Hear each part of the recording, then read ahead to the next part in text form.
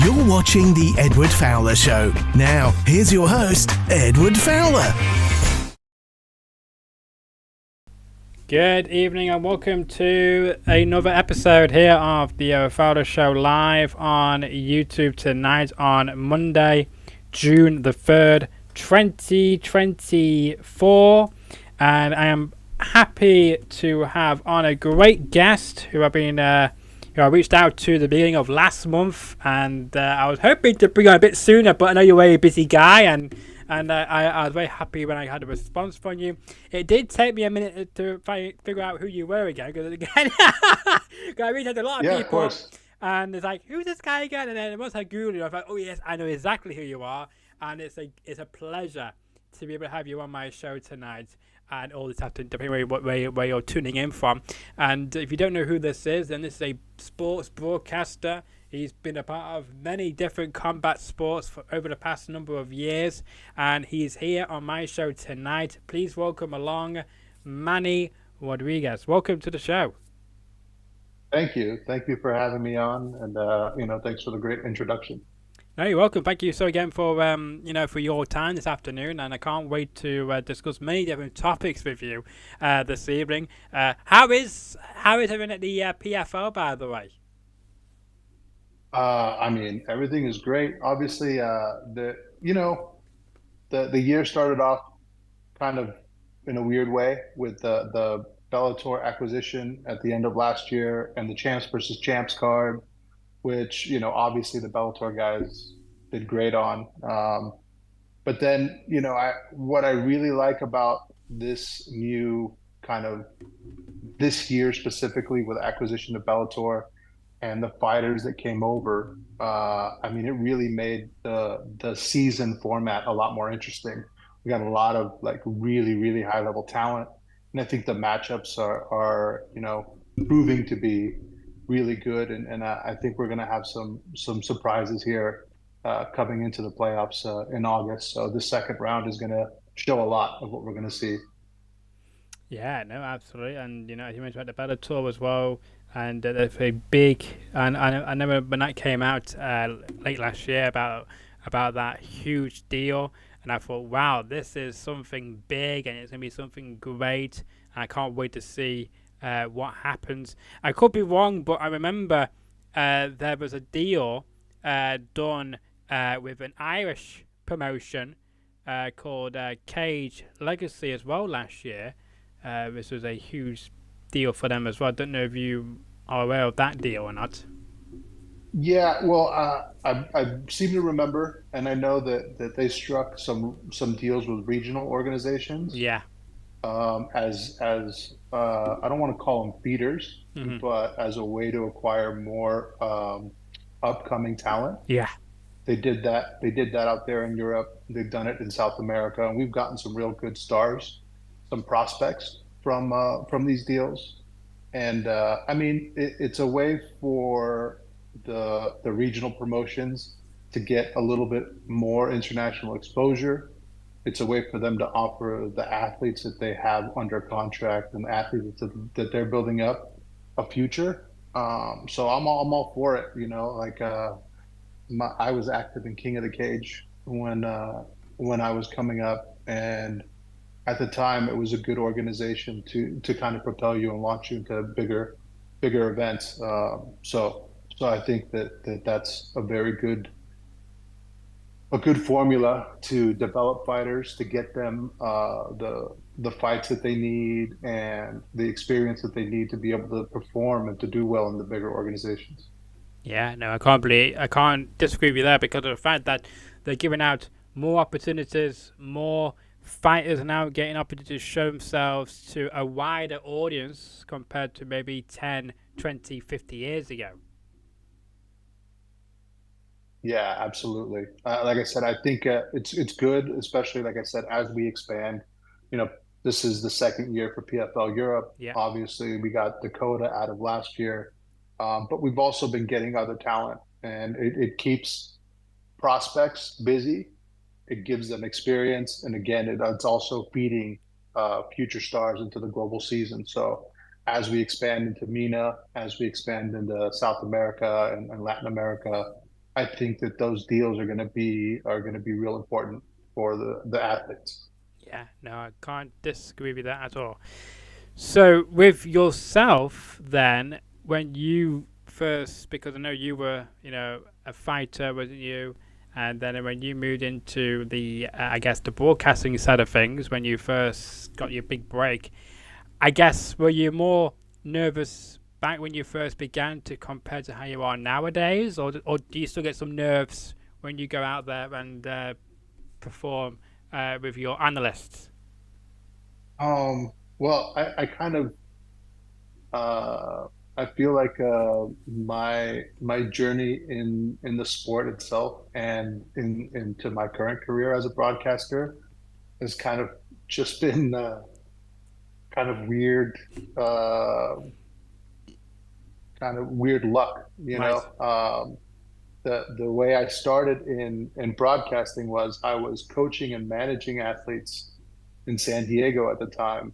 I was working with um, Eric Del Piero at Alliance MMA, and Bjorn Rebney was interested in he needed Latino fighters for the first season of Bellator, right? So Yeah, Bjorn had a partner, Brad Epstein, at the time, and they were launching Bellator, and together they were trying to get the backgrounds and sign basically Spanish speaking talent because the TV deal was on Deportes. They makes didn't have sense. an English outlet at the time.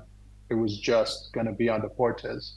And the guy that was going to do my job for the company was Ivan Salaverry, a UFC veteran. And from what I understand, his wife was pregnant with her first child, and I had just signed to the league. I signed Hector Lombard. I signed a bunch of guys. You know, I went to Mexico City and signed Raul Romero, the heavyweight. I signed Israel Hiron.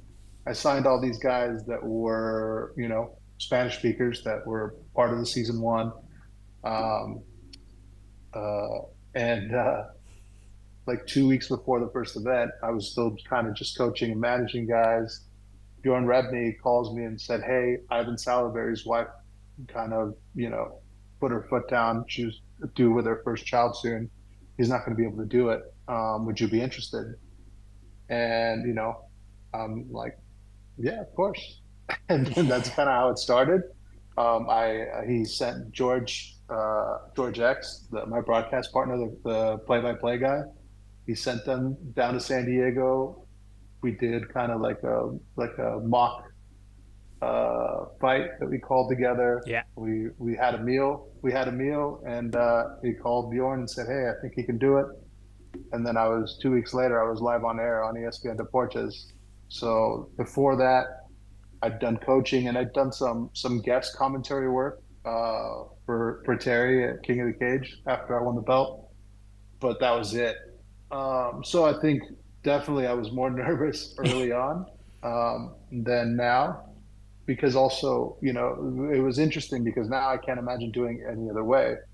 But the TV truck, um, everyone spoke only English, right? gotcha. So when I first started, it was me and George in Spanish, and there was actually a Costa Rican girl that worked for Brad Epstein, who was one of the original owners of Bellator, named Julie, who was literally translating live what George and I were saying to the TV truck Wow. in English.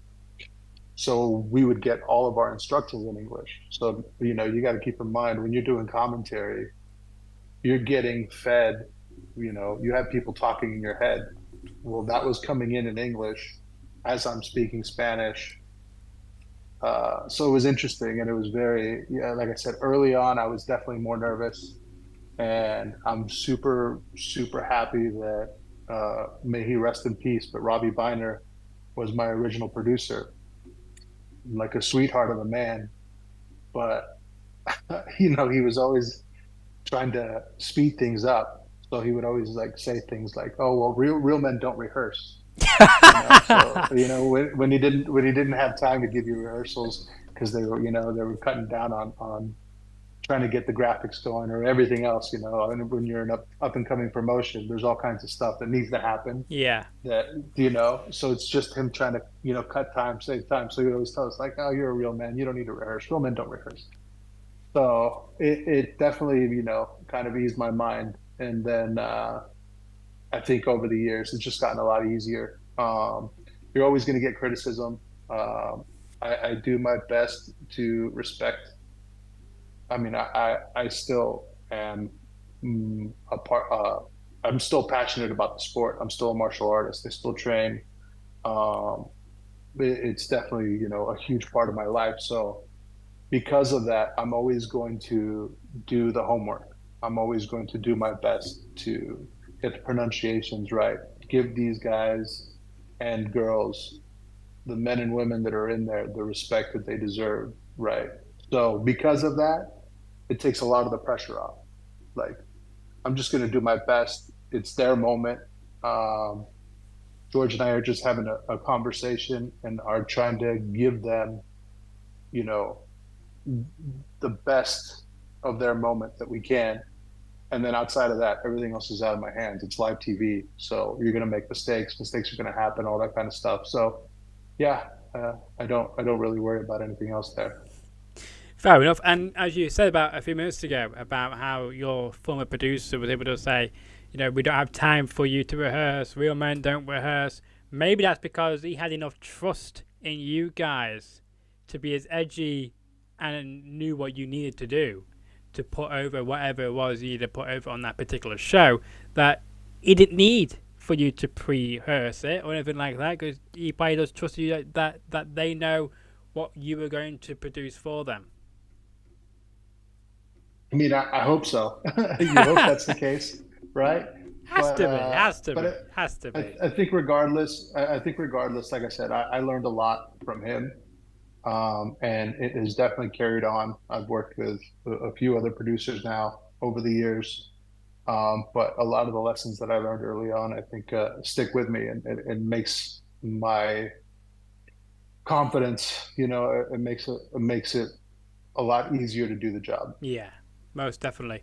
I got to mention as well, because when you first doing all those broadcasts back in 2009 onwards, I guess as well over the years, of course, certain phrases and certain sayings might be allowed to say back in 2009, for instance, but nowadays would be a bit too edgy and a bit too like, oh, you can't really say that anymore.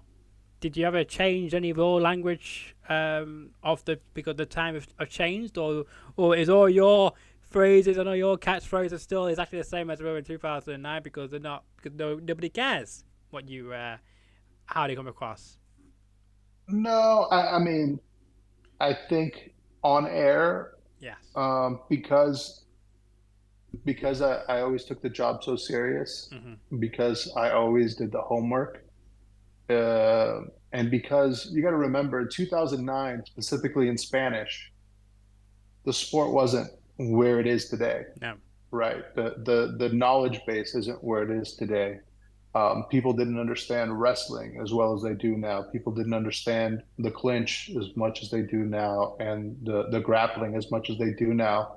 So early on, a lot of that was a lot of the airtime was explaining what was going on. Um, and when you're explaining something so important to an audience that doesn't know, you have to use very simple terms Yeah. and you have to try and make it relatable. So I think if anything's changed, it's been the fact that now the sport is huge in Latin America. Now jujitsu is huge in Latin America. Now wrestling is definitely, you know, so now I think it's easier. But I never, called the bad chokes, the rape chokes or anything like that. Yes. So um, I think it helps that I did it in Spanish, that it didn't get me canceled, right? Because I had to explain things a little bit differently and with a little bit different detail Yeah. and nuance. So yeah, no, I haven't changed anything. If anything, I feel like we've gotten looser over the years. But I think George and I, like I said, we're a two-man booth. so it's really easy. We've worked together since 2009, fought thousands of fights now. Talking about, we did boxing together and we did kickboxing together and MMA. So it's just now conversational and it's real easy. Um, so yeah, no, I definitely don't think that I've had to change much when it comes to that. Good, good to hear. And speaking about that partnership as well, that's over almost 15 years, isn't it now? Because you guys been able to have a great chemistry, great relationship forming on screen, and I hope it never ends because they always say any partnership doesn't last forever. So I do hope that they stick with you guys for many many more decades to come. Oh, me too. Me too. Like I said, honestly, he's like a little brother, even though he's older than me.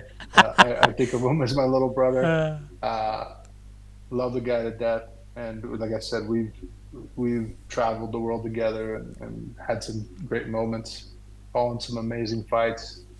And again, we're both still really passionate about the sport. So yeah, as long as I can do it, I will definitely keep doing it. It's still something that gives me a fulfillment, and it's still something that excites me. I'm still a huge fan of the sport. I'm still a student of the game. So yeah, man, I love it. I'm good. always watching fights, always studying. Not just fighters, but coaches, strategies. There's a lot of things going on, so it's cool. Yeah, no, absolutely. It's great to see. And as you said earlier on about how when you first started out, the industry wasn't as as big, or you couldn't go on the streets and say, "Oh, did you watch this, or did you watch that? Do you know about this promotion? Do you know that promotion?" In this century, in this decade right now, you can go anywhere and you can name any fighter, and most people who you ask now will know exactly who you're on about.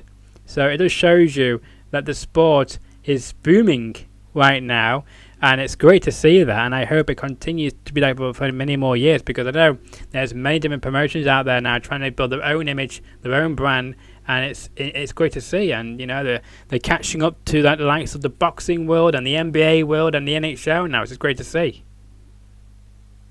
Yeah, no, I do love that.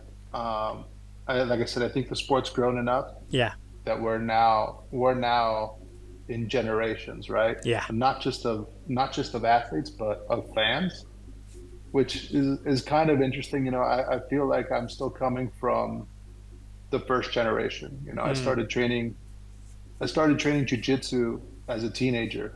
That's how I got into after watching UFC one, Right. and the Yes. first one, yeah, the VHS one. The first one I saw live was I think 13. Oh, Like I okay. actually saw the paper. I actually saw the pay-per-view. But before that, all I watched was the videos. Yeah, And yeah. then a teacher of mine in high school told me that there was a jiu-jitsu academy in Del Mar. So I drove down there, and kind of started messing around with jiu-jitsu. And then as I got as I turned 18, then basically jiu-jitsu consumed my life. And then through jiu-jitsu, I got into MMA and kickboxing and wrestling and everything else. But what I was getting at is the generation that we're at now of fans, right? Mm. So if I'm a first generation fan, I feel like we're like in a third generation of fans now, like the 2000s forward, like 2010 forward. But there's a gap, right? There's a lot of fighters and a lot of things that are missing from early on that people just don't know. Like PFL, the PFL one here in San Antonio. We had Lucas Brennan fight on the card, and I get my research packet, and it's like, oh, Lucas Brennan, prospect, he's just fighting. He lost that night, but it didn't have any mention of his dad. And so I reached out to the guy that does the research. I was like, hey man, his dad's Chris Brennan, like really a legend, one of the first American black belts. in jiu-jitsu that was like young and fighting in MMA. He fought in Japan, he fought in the UFC, fought, and like the guy is like, who? I'm like, Oh wow. I didn't, and it's like, Yeah. oh wow. I didn't, he's like, oh, I didn't start watching MMA till like 2005. It's like, oh shit, I was almost retired. Yeah. So, it's like one of those things. It's interesting because there's a lot there still, and the sport's still growing, and like it evolves, and everything in life evolves, right? So techniques evolve, strategies evolve, and uh, and yeah, I think this next generation is now a generation of guys that are training everything from the beginning. Like we've lost the specialists mostly. You still have specialists that are coming in that are seeing value, like after a wrestling career, collegiately, I'm not going to go to the Olympics, so now I'm going to compete in MMA and make money. Yeah. Or the same thing with jujitsu guys. Hey, you know what? Up as you've probably heard, ADCC champs only get $10,000 to win. So, it might be worth it for me to get into a cage and fight somebody for some better money. Not everyone's going to get that Craig Jones Invitational invite, so No. you know you might have to get punched in the face a little bit to make some money. Mm. So So it. yeah, I think it's growing, and I think it's evolving, and I think we're going to see more talent coming up. Yeah, and that's most important, isn't it? Because the more talent they can showcase, the more people can, watch and decide, oh, I like that guy or I like that woman, and all that. So it's great to see, and I can't wait to see where it goes for the rest of this year as well. And I know you've got some exciting events coming up where you'll be at, and feel free to tell everybody where you'll be heading. Yeah, yeah. So we're 2 weeks away from our first card of the second half of the regular season. Yeah, So now we're coming to crunch time. It's the last opportunity for all these fighters to earn enough points to advance to the playoffs. So the winners that we see here that get enough points are going to fight again in August. But for everyone else, their season's over. So makes sense. first card's going to be in Mohegan Sun in Connecticut. So next week I'll be in Connecticut for that. The week after that, we go to Salt Lake City. So it'll be a home game for Sean O'Connell finally. And I haven't been to Salt Lake City in a while, but I've called some great fights there for Bellator. Yeah. And then the last part of that series is going to be in Cedar Falls, South Dakota. So it's going to be interesting. Like I said, these are real important matchups, real important fights. Um, we're going to see, we're going to see if Dakota's going to make it to her first playoff. Fingers Um, crossed. she's got a good fight. It's a good fight in front of her. Chelsea has a lot of kickboxing experience. I think her grappling is. I know she lost in the first round to Jenna Bishop, but Hmm. I don't know if you know anything about Jenna Bishop, but Jenna is a monster on the mat. I actually have trained with her and her husband because they moved to San Diego. And so before I relocated to Texas, I was training at an Alianza gym, and I got to train with both of them, and they're both monsters on the mat. So I think with anyone else, Chelsea would have done a lot better on the ground. I think she just put Jenna in a position that Jenna was probably not just more experienced, but just levels ahead of her. Yeah. But I think against Dakota, if she's able to survive the clinch, which a lot of people with Dakota haven't been able to, if she's able to take it to the mat, she might do well. She's got a good ground game, and she's got a good enough striking game, her Muay Thai base, that she should be able to navigate a lot of Dakota's strengths. So we'll see. That's an interesting fight. That's compelling to me. I think the Jenna versus Santos fight is probably one of those fights that you could have seen in the finals. I think uh, whoever wins that one is probably going to be my pick those two fights, I think the winners of those fights are probably going to make it all the way in the end, and either fight each other or end up facing someone like Liz. I think that those four girls are probably the strongest. So it's going to be interesting. Moldavsky versus Vassal. You'll see if we'll see if Linton's evolved, right? Because Moldavsky is a guy that can do it all. I think he's a lot better wrestler. I don't think his submission game is that much better, but I think his ground and pound game is definitely, if he lands on top, going to be a rough night for Linton. So yeah, I mean, there's some interesting fights, and like I said, these are the last chances, right? If you don't win, if you don't earn enough points, if you don't get that finish quick enough, you're going to see the rest of your year kind of just slip away. So it's a lot of pressure. So it's also going to be the athletes that are able to deal with that pressure the best. Yeah, no, it's going to be great. And, if you're a fan, then this is the sort of things you breathe and live, isn't it, really? Yeah, no, like I said, I'm consuming uh, pretty much.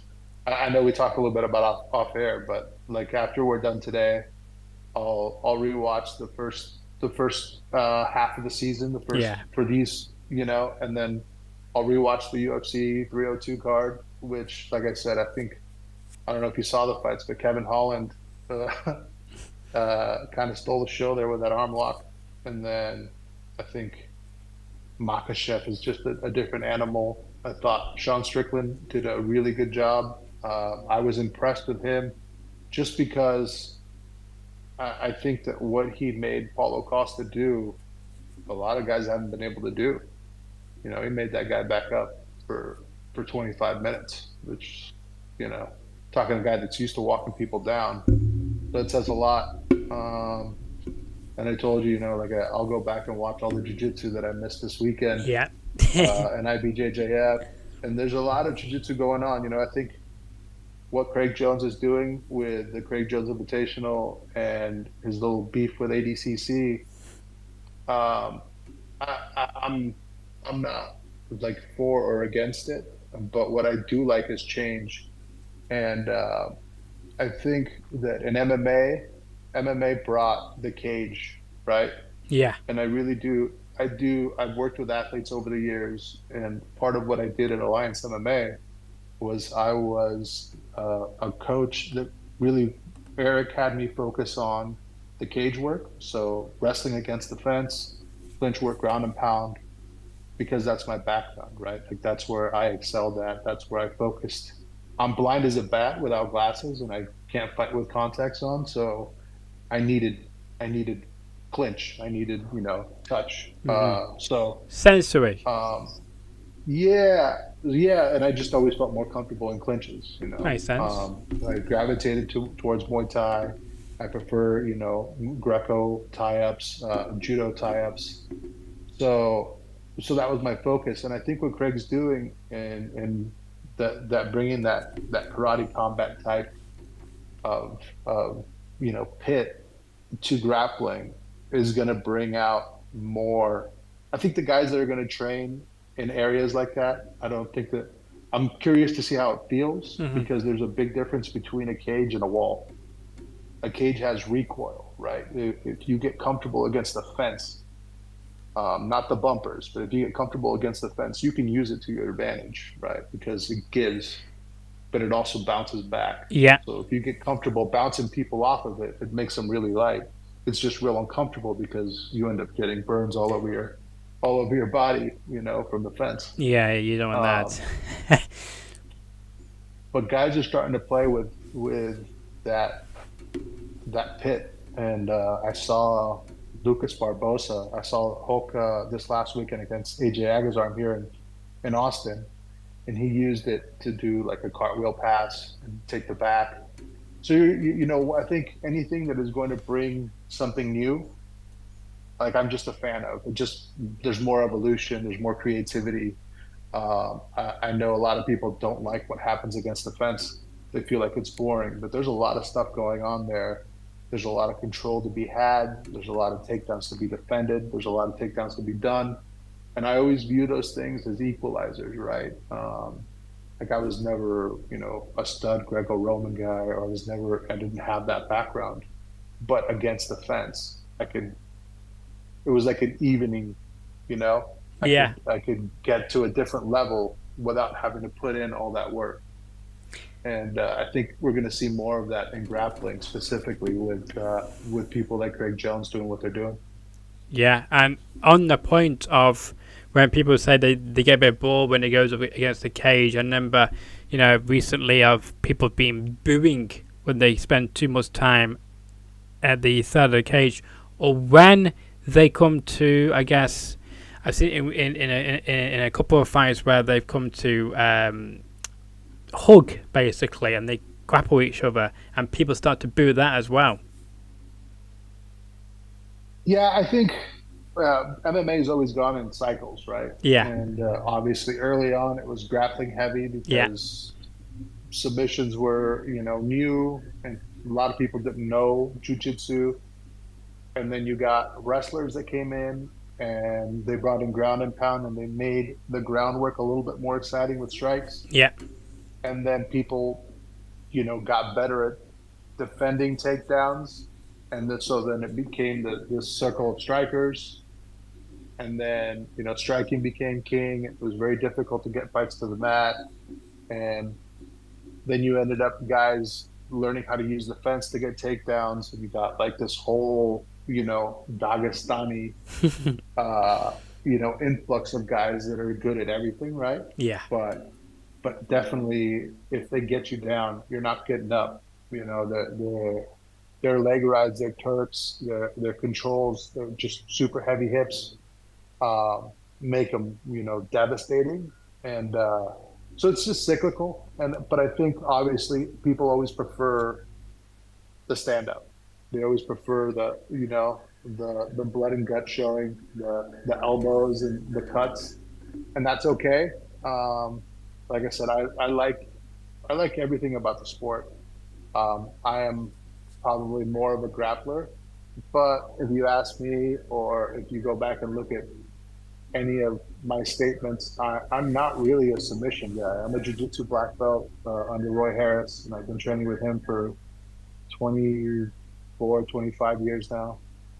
But if I'm in a fight, I'm not looking for submissions. I'm looking for ground and pound. I'm looking to hurt somebody with punches and get them out of there that way. yeah.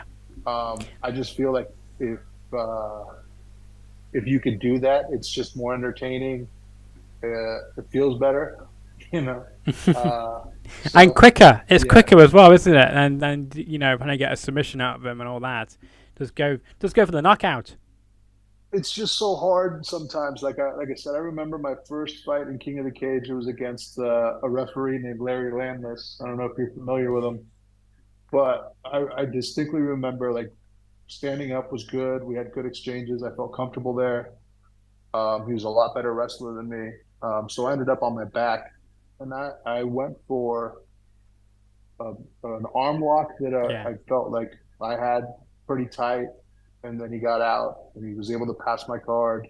I replaced, and then I went triangle, and he was able to get out and pass my guard. And then after that fight, I was like, I spent too much time on my back looking for submissions. Yeah.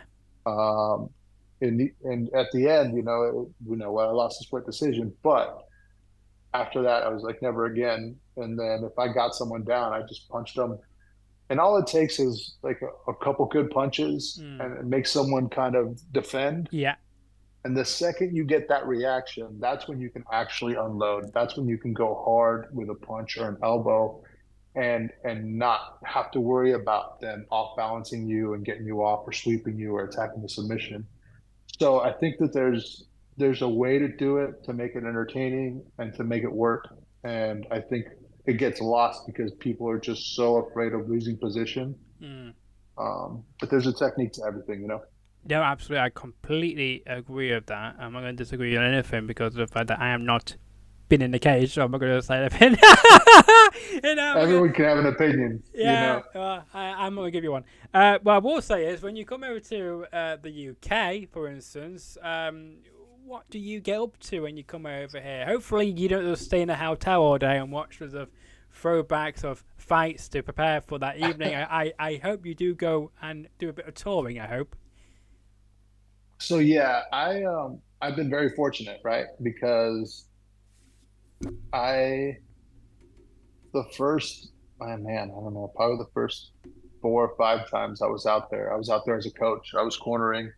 I cornered Brandon Vera against Randy Couture. Oh I yeah. cornered Jason Lambert against Lewis Kane and Wilson Gobea.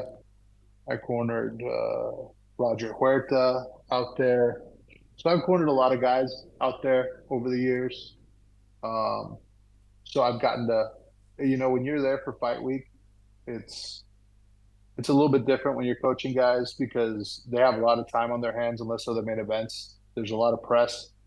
Um, some of those guys have to cut a lot of weight, but you actually have to fill in time, right? You gotta try and keep their minds focused, but not so focused that they're psyching themselves out or they're overthinking something. So you go out and you do fun things, you find a mall, you people watch, uh, you go to you go to tourist sites sometimes, and then at the end of the day, once they're settled and back in the hotel, you're a young guy, so you're going out and finding a pub and meeting people and kind of getting to know the lay of the land. Yeah. When I travel, I like to see what the locals scene is like. Like I don't like to go to the tourist areas or the tourist bars. I always ask like, staff, like, hey, like after your shift, where are you gonna go? Like what gym do you go to when you go Right. work out? And I try and go there. Because again, like I said, I like to see new places and meet new people, and it's been one of the blessings of the job itself of the career path that I've chosen has Yeah. been that I've gotten to see different countries, and Europe is amazing, and the UK, like I said, I've been to London a bunch. I've been to Newcastle. I've been to Liverpool. I went to Northern Belfast with Joey Beltran. So yeah, we've been a little bit all over the UK, and Good. Went to Cardiff, Wales with PFL. So yeah, no, it's beautiful out there, and yeah, no, I try and get to see as much as I can. We go see the castles and see a game of football. Yes. I've gotten to see it all. Good. Good to hear, and I can't wait for you to go back over here once again in the future. I've got to say, though, as we were talking about off the air earlier, that, of course, you've, come on this show. We've had on, of course, great people like Ben Davis and Andy Shepherd, of course, and there's a picture here from your website. Oh, on the wrong screen here. One moment, sorry. From your website, we got a picture from your website of you next to Andy Shepherd and the whole crew at PFL MMA. And what does, I guess, in your opinion, what does Andy Shepherd bring to the PFL, which you really enjoyed so far? I mean, he's just we've talked off air. Yes. I can't say enough good things about Andy. No, What he absolutely. brings, honestly, his style of announcing as a cage announcer Yes. is a very like super energetic style. Like I don't know how he does it. Like I don't know how he can do it back to back because if I did that, even I mean, I'm just my voice would be shot. He's just so like full of energy and he's so happy and like I said he is a guy that you can tell loves being there and he also you can tell he loves the attention, right? Like Yeah. he loves being in the spotlight, which is great. But yeah, he just that's what he brings. He brings like another level of energy. He's got that Ryan Seacrest type look. Yes, he does. He So did say on this show that yeah, people compare him to Ryan Seacrest all the time. And he's also British as well. You don't see many, great British announcers getting, a great opportunity to be on in front of, American audiences doing that for a living. So it's great to see that. no, like I said, I was super happy when they brought him out, and the fact that they've kept him, I think, is great. Yeah. He is a great addition to the team. And those pictures, like I said, we really are a traveling circus and a traveling circus family. I reach out to him, a couple times a week, even when we're not around, just to check in, see how he's doing. Obviously, he just had a hernia operation, so Mm. he's recovering well. Yes. But if he looks a little bit thicker in the cheeks, it's probably because he hasn't been able to work out. So Well, uh, it's probably because of all the of all the energy he was bringing to PFL. It's caused the hernia in the first place. I'm sure. maybe. But yeah, no, he's phenomenal, and he's a great guy. And I obviously, we're both coffee nuts, so you Yeah, know yeah. we find Well, the good coffee in whatever town we're in. yeah, no, absolutely. I'm sure you guys do. But I got to say though, I did call him out this morning after he responded to you on my DMs. I did call him out by saying, I thought you might like that. Can't wait, and I hope you enjoy it. And I said to him, like, by the way, you don't follow me on here yet, and so we were laughing at emoji. He hasn't responded to that, so I think I made him mad at me. Nah, he but doesn't. He doesn't get mad, but yeah, he's very selective of who he follows. Yeah, he is. He is. And obviously, you obviously made the list. Yeah, well, I think I might have taken his phone and done it myself. I don't remember. Probably did. Yeah, don't blame you for that. But But before we end this, I want to know as well, like, when I reached out to you at the beginning of May to have you on this very show, what made you to respond back to me? I'm just curious. honestly, like I just looked at when I finally got the message. Yes. Obviously, I apologize for that. No, no, But when I finally you're got the fine. message, I just looked on your YouTube channel, and look, I'm like we talked about. I'm just a fan of the sport. I'm passionate about what I do, and I'm passionate of what I'm involved in. And honestly, anything I can do to grow an audience for what I'm passionate about, what I'm a fan of, I'm gonna do. And someone like you, someone like Ben, like I'll always take time because again, we're all, in my mind, we're all just trying to do the same thing. Right? We're all trying to get eyes on something. We're all just trying to grow people's knowledge and Yeah, people's awareness of what other people do. And I think other people's takes on life in general are sometimes interesting. So if I can say something that is going to inspire someone to try something or to take that jujitsu class or go to that kickboxing class or go lift weights or go do something or watch a fight, um, yeah, I'm all for it. Like I said, I think it's important for us to not always make everything just about us, about ourselves, and about what we're going to get out of something or what we can do. We're in this rock spinning around, together. So anything I can do, always. Like I'm always available. I'll always make time for anyone that is truly interested in hearing what nonsense I have to say. well, I wouldn't call it nonsense. I call it insightful knowledge. There you go. There you For go. some, There you go. I always say the Yes. same thing. My advice is worth what you pay for it, and I never Yes. charge. So Exactly. Exactly. But I'm glad you come on the show because actually you start off this great fight week because for the first time since January, I've got a BYB fighter on the show tomorrow. So you kicked this whole week off for this. It's come like a great way. I don't know how it worked out like, but it just did, and it's worked out quite yeah, well. So I I'll, appreciate it. I'll have to check out the interview. Yeah, I'll have to Yes. definitely check out the interview tomorrow. Yes, I'll You be said it's announced. tomorrow, right? It is tomorrow evening. Well, tomorrow afternoon. Your time will be about I think 1 o'clock Houston time, 1 p.m. Okay. Yeah, I'll definitely check it out. Yes, and I should say as well before we hang this up, I want to know who would you suggest to come on the show after you yourself? Who would I ask? Yeah, who would you suggest me to either contact to get to come on the show after to follow in your footsteps?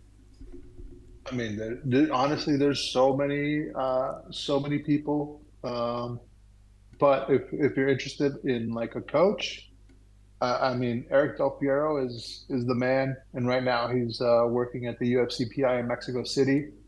that just launched earlier this year. And he's, like I said, he's someone I've worked with very close.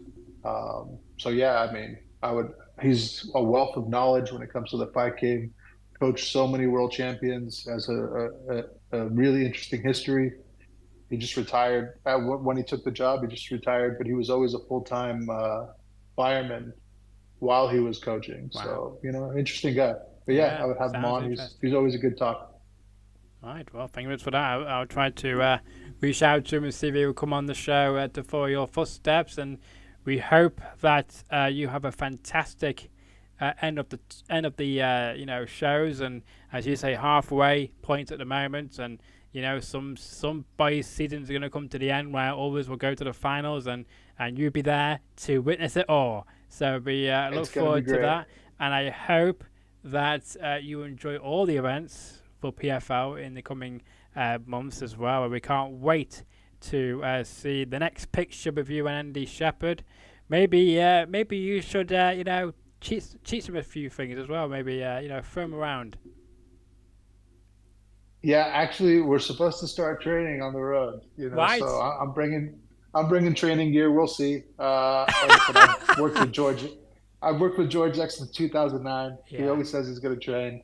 He hasn't. I think he's trained like 3 times. So we'll see. But definitely, it's a part of my life, and I know Sean O'Connell will jump in because we've talked about it. I know, and I also know Dan Hardy is just, that guy is always on, and he's always thinking about martial arts. So I know he'd be up for it too. Yeah. So hopefully so. And you can follow my guest on social media, Manny Rodriguez, on of course X and Instagram at Manny_MMA. He also has a website, if you didn't know that. Yes, he has a website as well called MannyRodriguez.tv. If I just show you a clip of that now, you will see that's his homepage. You can see about me, his services, his service details, his portfolio details, and any updates as well. You can find all of that at MannyRodriguez.tv there if you're interested in hiring Manny Rodriguez for any of your upcoming events. That's the place to go, and of course across his social media. So thank you again, Manny Rodriguez, for coming to the show tonight. And if you enjoyed the episode and want to see more of my great content, because you should, because it's the best in the world here in England anyway, make sure to smash the like button, share the video around, tell everybody about Manny Rodriguez, tell more about how great of a sports broadcaster he is, an analyst, and of course a former coach and even a fighter as well. And if you want to see more of my content, all you have to do is click the subscribe button. It takes 10 seconds or less to subscribe to my channel. We've got over 241 subscribers, and until the next episode, which will be tomorrow night, for the first time a BYB fighter returns to the show for almost 6 months ago, but I'm looking forward to, finally, we got some BYB fighters coming back on the show from tomorrow onwards, hopefully. So I can't wait to have my guest, which I will be announcing very shortly. So stick around to my social media. You can find me across the bottom of your screen there to find out who it's going to be. But until then, though, enjoy the rest of your Monday evening or afternoon.